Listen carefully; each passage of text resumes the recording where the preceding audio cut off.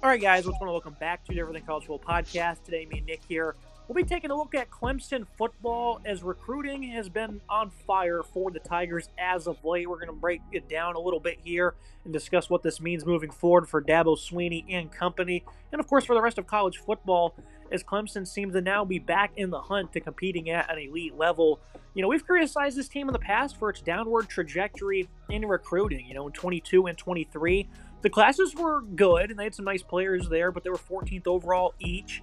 In terms of depth, certainly not as ideal. Last year's class was 15th overall. Really top-heavy, though. Sammy Brown, TJ Moore, and Bryant Wesco, three elite players who are going to be phenomenal for them moving forward. This team, they're able to win the ACC. They put up a valiant effort versus Texas in the college football playoff as well. This incoming class for them, 29th in FBS. I mean, it's a very poor number, especially with them not being involved that much in the portal. Dabo Swinney, though, Nick, much like Lincoln Riley at USC, has certainly heard the noise of top-tier programs on the decline because they can't seem to keep up like they should be on the recruiting trail. This offseason has been a completely different tale for both of those programs, especially Clemson here, landing 6 guys in this upcoming 2026 class over the past week, moving them up to third on 24/7 Sports' recruiting board. What do you make of what the Tigers have been building right now, as momentum is certainly on their side?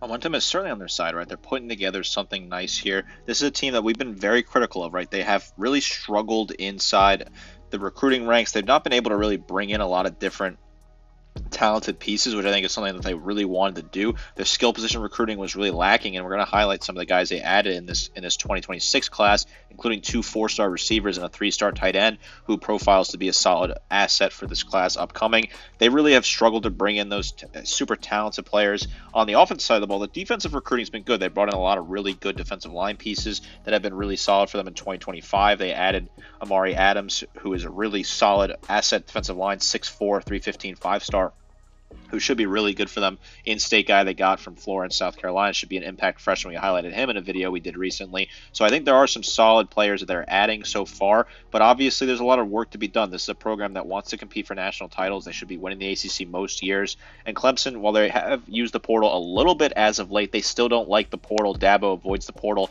It's not really his thing. So if they're going to go out and win, you're going to have to bring in the talent that comes in. In the NIL era, it's a lot tougher to recruit when other schools in the conference have flashy NIL packages where they can throw money out and bring guys in. Dabo's pitch is still going to be the same pitch he's always had. Look, I can turn your son into an NFL player. I can turn your son into a first-round draft pick. I can produce winning results out of your son.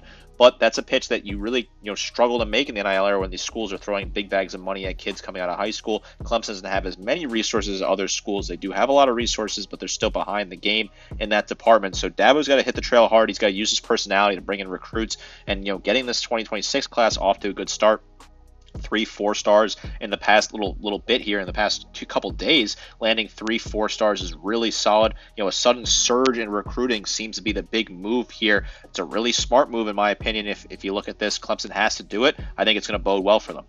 And the Tigers are certainly using NIL more so to their advantage than in the past. That's something they're certainly adopting kind of behind the scenes, not so much in the portal yet, but when it comes to high school recruiting, that's what they're doing currently.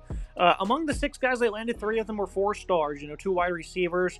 First one being Naheem Burrows, a Jacksonville native. He's a slot wide receiver of elite speed, pretty impressive route running as well.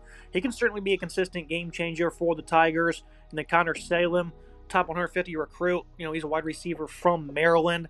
And then they landed an interior offensive lineman, 9th ranked at his position, 6'4", 290. He's creeping into the top 100 himself. They also landed 2 more good-sized 3-star linemen, Adam Guthrie, 6'7", 285, then Grant Wise, 6'3", 310.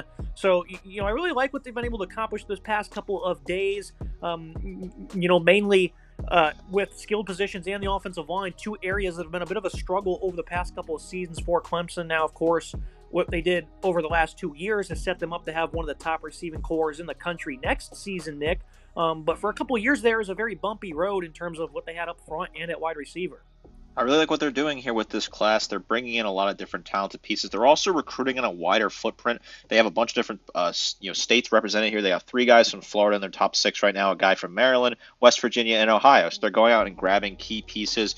Start one of those players from Florida. That's Burrows. 5'11", 175. I think the speed on him is really good. I like the route tree that I've seen in the high school film. A lot of top programs in college football offered him. Texas, USC, Florida, Alabama were all in on him He comes from Jacksonville up to Clemson, committing there. I think he'd be really solid for them. The scouting report on him is good. Track speed, really good. Can challenge defenses vertically, solid in the slot. I like the speed there.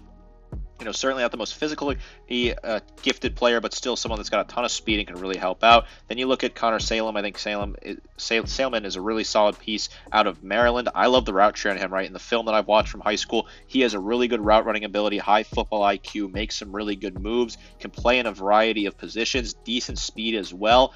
Solid asset coming out of Maryland. I think he can be really solid for this team. And then Barkley on the offensive line is a really big physical, high-end four-star out of Orlando. Probably going to get to the top 100 once this is all said and done for his class. 6'3", 290, just a huge guy. Good footwork, good hands. Again, another guy that all the top programs are chasing after. Matt Luke definitely doing a lot of work to try and put together a stronger offensive line. And, this is a really solid ad. I like what they've done here. I mentioned the tight end, Tyvon Wilson, out of Huntington, West Virginia, 6'3", 205, a solid high-end 3-star that could really be involved in this offense as well. I like what they're doing here. They worked on the defensive side of the ball a lot the last couple of classes. Now they're attacking the offensive side of the ball, bringing in a lot of talented receivers and offensive line pieces that can help this offense out. Yeah, you talk about Matt Luke, the noted offensive line coach from a few different spots in the SEC, ex-Ole Miss head coach. And there's his second full year on this staff, and he's making a big impact. You have currently 4 linemen set in this class, and we're in early March. They also have incoming 55th overall rated player, Braden Jacobs, an offensive tackle. Of course, it's going to be a true freshman. So a lot of things are, really turning when it comes to this offensive line, which has never really been a staple for Clemson, even when they were competing for national championships on a yearly basis. They didn't really ever have an overwhelming offensive line. They weren't putting in great talent into the NFL by any means either. And I think that's something that this program can certainly continue to build and work on. And right now it certainly seems it's trending in that direction, Nick, with a big focal point up front. Yeah, it seems like Dabo's finally changing what has always been kind of the weak point. Certainly when they were in their dynasty era where they were winning national titles, that offensive line was not anything spectacular, right? It was serviceable. It got the job done. Obviously, it protected Trevor Lawrence and the other quarterbacks they used, but it wasn't anything above and beyond super spectacular. It was just a serviceable offensive line. They weren't really pumping out a lot of guys to the NFL, not a whole lot of production from Clemson on the offensive line in the pros, whereas when you look back at those teams that competed for a national title, they had receivers that went high in the NFL draft. They had quarterbacks that went high in the NFL draft. They had a ton of defensive pieces that are really solid. Dexter Lawrence obviously was a really strong defensive tackle for them, who's playing really good football for the Giants. Offensive line, though, was the one position where they never really pumped out a ton of talent, and they're kind of addressing that. They bring in Jacobs, who should be one of 3 impact starters early on from this previous class in 2025. Adams and Gideon Davidson, the running back, I both think will see some good playing time early on. Jacobs, 6'7", 310 out of Georgia, a really big physical offensive line piece that will be really solid for them. And then they're adding some pieces in 2026 that we highlighted there with Guthrie, Wise, and then, of course, Barkley, who should be really good for them. Makes a lot of sense to me, right? You bring in a proven coach in Matt Luke, who was an offensive line coach at a lot of stops prior to his one stint as a head coach at Ole Miss. Didn't really work out for him there. He lands on his feet down at Clemson. I think he's doing a lot of good job working on the trenches there. A really smart hire from Dabo, and a guy that can certainly recruit. I like the direction the offensive line pieces are going for Clemson. During this recent stretch of success, they also picked up a 3-star corner, Marcel Gibson. He's a guy with speed who can cover downfield. He has some instincts as well. They also have a big visit list set for May 30th. I'm not sure what it is, but the last day of May last year, they also had a big visit list. I'm not exactly sure if that's something all teams do for the spring or whatnot, but Clemson does have, I think 24 visits currently set. Numerous top 100 recruits, a lot of different regions, like you alluded to, Nick, being attacked on that list as well. So Clemson looks to continue this momentum. The tide is certainly turning for the Tigers. The momentum on the recruiting trail. The staff, I love what, Dabo's been able to do. Brought in Garrett Riley, who's certainly been questionable from time to time, but the offense has been better under him. His play calling is still pretty atrocious at times, but nonetheless, that's part of their staff that they needed to improve, and they did. And then Tom Allen comes over from Penn State. I think he can potentially help in that South Florida region. He has some connections from when he was a head coach at Indiana. He's going to be their offensive coordinator moving forward, and he's already, been critical of his defense. I've seen that he was talking about some of the film that he watched from last year, and he wasn't very happy with it. So he's going to come in and he's going to help correct some of those deficiencies that they have. I like what Clemson's doing right now, Nick. This team, at times were upsetting last year. But I really like what they're doing across the board, and of course recruiting is going to be big in trying to get them to get back to the levels they want to be after a couple of bouncy years on this recruiting trail where we really thought that Clemson could be in significant trouble, but right now they're certainly proving the doubters wrong, and it's looking like they're going to continue that momentum this offseason. Yeah, I really like what they're doing here. They're bringing in a lot of different pieces. They have a really good staff in place, in my opinion. CJ Spiller, the former star running back, is the offensive run game coordinator, the running backs coach. He's been at the program for a couple years. That's a really solid guy to have in the building. Obviously, Matt Luke has been a really good add. Tom Allen, I think, is a phenomenal add. Garrett Riley is continued to get comfortable in the system. They brought in a few different other pieces that are still around that have been solid. I think he's building a really good, continuing to build a competitive program. Clemson, a bit of a blip on the radar, but they got back to the cultural playoff last year, won the ACC last year. I think right now they're the favorites to win the ACC, in my opinion. They're in a really good spot with what they're building here. I think the schedule is manageable as well for Clemson next year. They're putting in together a really strong recruiting class in 2025. Could be a lot better than 29th, but I think they're certainly getting better. Top 30 class is still pretty good, and so far their 2026 class is shaping up to be really strong.